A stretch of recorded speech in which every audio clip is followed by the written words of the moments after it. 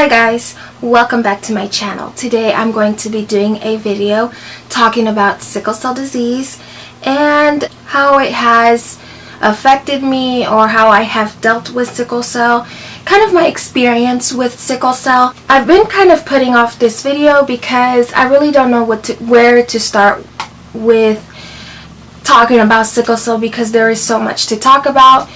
So for me, it's been a little difficult to kind of pinpoint a topic to specifically talk about because I have so many topics to talk about, and so I'm kind of just gonna speak from the heart and give you my experience and just letting you know some information. So I have sickle cell disease. I was diagnosed at birth, and so I have dealt with sickle cell disease since my birth. Sickle cell disease is a disease where it affects the red blood cells. The red blood cells are crescent shape. Normal red blood cells are round like a donut, so they can bounce off each other, but sickle cells are a crescent moon, so it's kind of like a crescent moon shape, and they will cling to each other and causing blockages in the veins and stuff like that. So with that being said, when blockage occurs, it can become very painful. Sickle cell is a very painful disease, and there really isn't a cure for sickle cell. So sickle cell patients often have to focus on pain management and focus on eating a lot of healthy nutrients. We have to drink a lot of water. We have to eat a lot of healthy greens and iron and healthy stuff to help us create good vitamins. These pain crises are very, very horrible. When I was 8 years old, I was coming from, my parents were driving, and we were coming from LA. I believe we were visiting an aunt. We may have even gone to Knott's Berry Farm. That night was a little foggy for me, but I can remember that I was just in severe pain. I had so much lower back pain. My knees were hurting, my ankles were hurting, all my joints were hurting. We made it home. I was in so much pain that I couldn't even be in my own bedroom, in my bed. I was just getting up, going to the bathroom, getting up, going to the bathroom, and just sitting on the toilet because I just had so much pain that I had to keep moving. I was getting very, very anxious, and my pain level was super at a 10, possibly even a 20. So if that was even possible. So I was in severe pain. So my parents put me in their bedroom because it has a bathroom, so they thought it would be easier for me to kind of walk back and forth because it's only like 10-15 steps from their bed to the bathroom. That night it was just very intense. I just could remember wanting to take a bath, so I went and I took a bath, and I kept crying, and I mean I was 8 and in severe pain, and I was asking my mom, can I take a bath? Baths typically kind of help me calm down a lot when I get stressed out and anxiety and I'm in pain. It's kind of my security blanket almost. I remember taking a nice warm bath, and sometimes that would help. I would kind of take my pain medicines in a nice warm bath, and that would kind of help me get to some sort of medium where I would be comfortable. Well, at that point nothing was helping. It was practically 3 in the morning and still nothing. I was still in pain. I believe I was taking at that time Tylenol with codeine, and my Tylenol with codeine wasn't helping. So my parents decided that I needed to go to the hospital because I wasn't looking good. And so my dad, he had to go in at work around 5 6 in the morning. So it was 3 in the morning.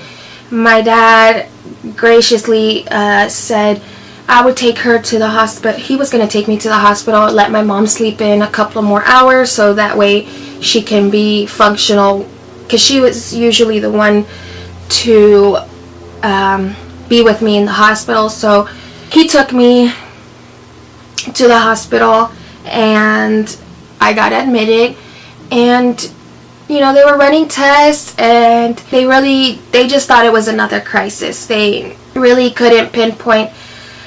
But I believe that week I had gone to my pediatrician complaining of a lot of pain and a lot of symptoms, but I had visited a doctor that during that week, maybe even the day before. While I was in the hospital, I had gotten a stroke.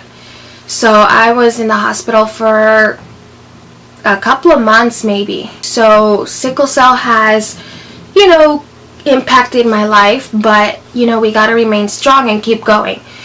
At 8 years old, I really didn't understand what was going on with my pains and what was a stroke, and all I remember was I wanted to go back to school. I wanted to be with my friends, and there were science projects that I wanted to go and participate in, and so for me that was my concern as an 8-year-old, was how do I get back to school? But I really didn't understand that what was happening to my body was very serious, and it could have been very even deadly.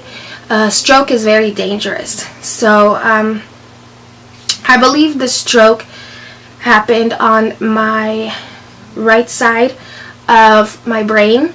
I believe it was on the right side, so it'll affect your left side, something like that. While I was at the hospital, and after I kind of recovered a little slightly from the stroke, I had to do therapy because my pains were so bad that I almost had to learn how to re-walk again.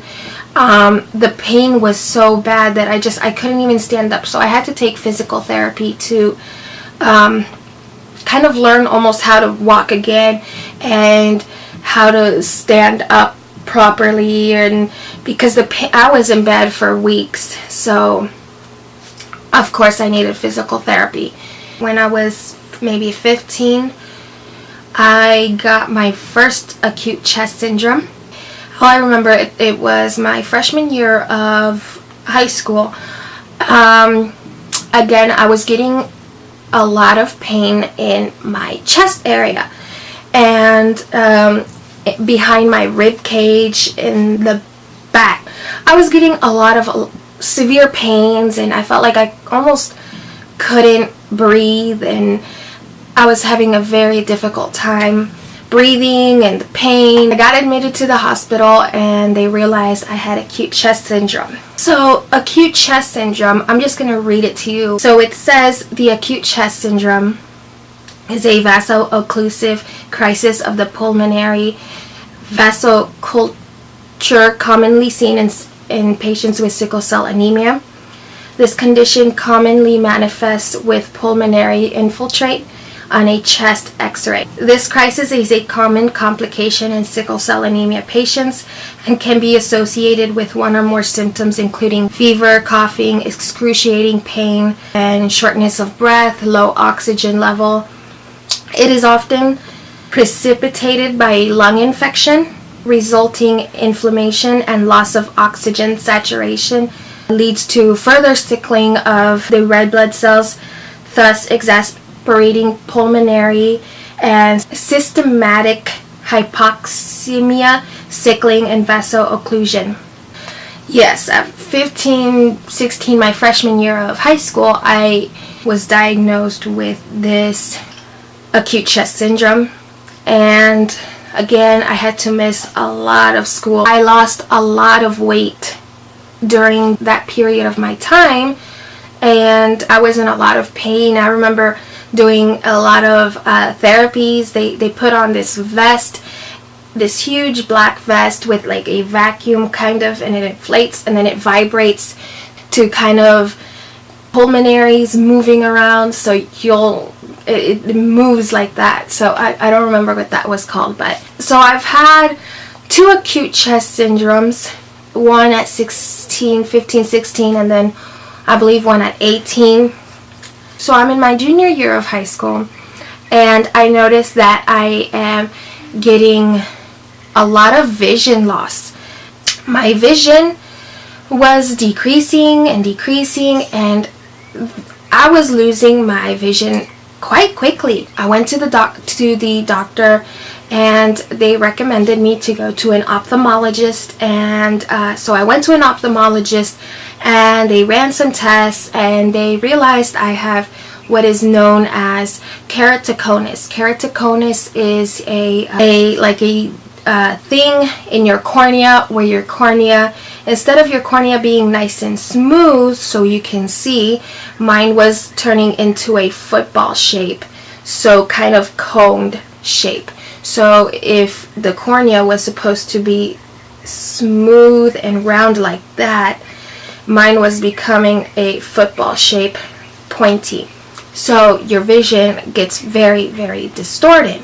A thing in your cornea, where your cornea, instead of your cornea being nice and smooth so you can see, mine was turning into a football shape, so kind of coned shape. So if the cornea was supposed to be smooth and round like that, mine was becoming a football shape, pointy. So your vision gets very, very distorted.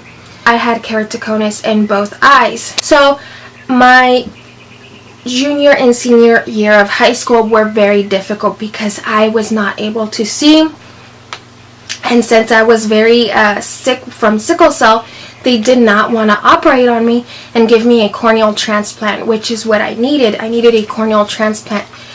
Then when I was going through a crisis, I was in the hospital, and all of a sudden my cornea burst, and there was fluid in the back of the cornea that just went to the front of the cornea, so it just kind of turned white, and I could not see.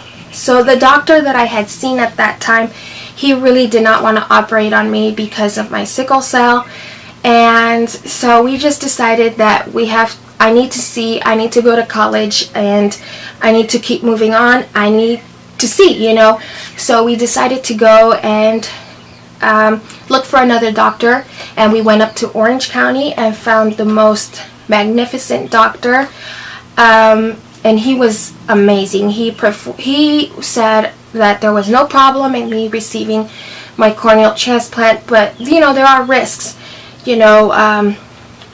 There are risks of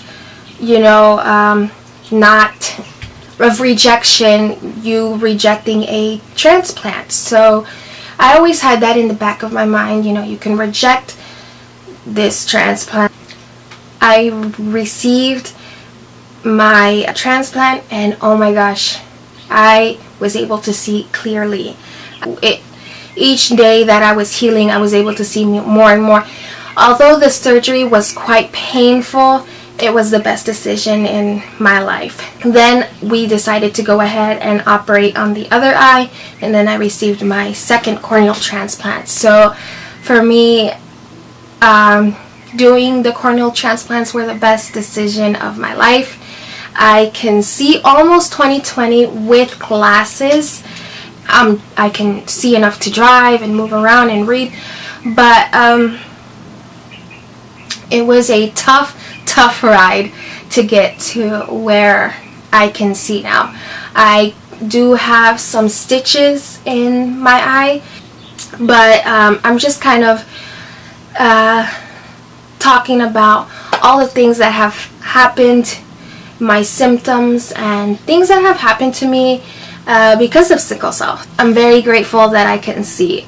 All I know was my doctor told me that my first corneal transplant, I received it from someone in North Dakota, and my second transplant was from the Big Apple, New York, and I believe he said they were 2 young ladies who passed away from what I can recall.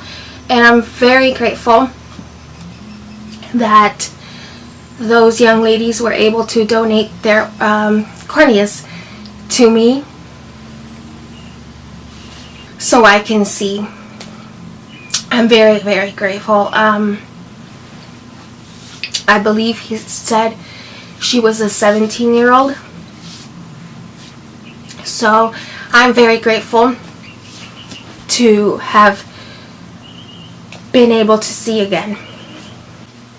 The best advice I can give is to really surround yourself with positive people, positive family members, positive human beings, because we need all the positivity in our life that we can get, and we don't need none of those negative Nancys around us. So I hope this video was in some way helpful for any of you guys, or I hope that you guys were able to kind of understand a little bit of what sickle cell is, or some of the complications that comes along with sickle cell. I hope that you were able to learn something from this video, even if it was learning who I am as a person.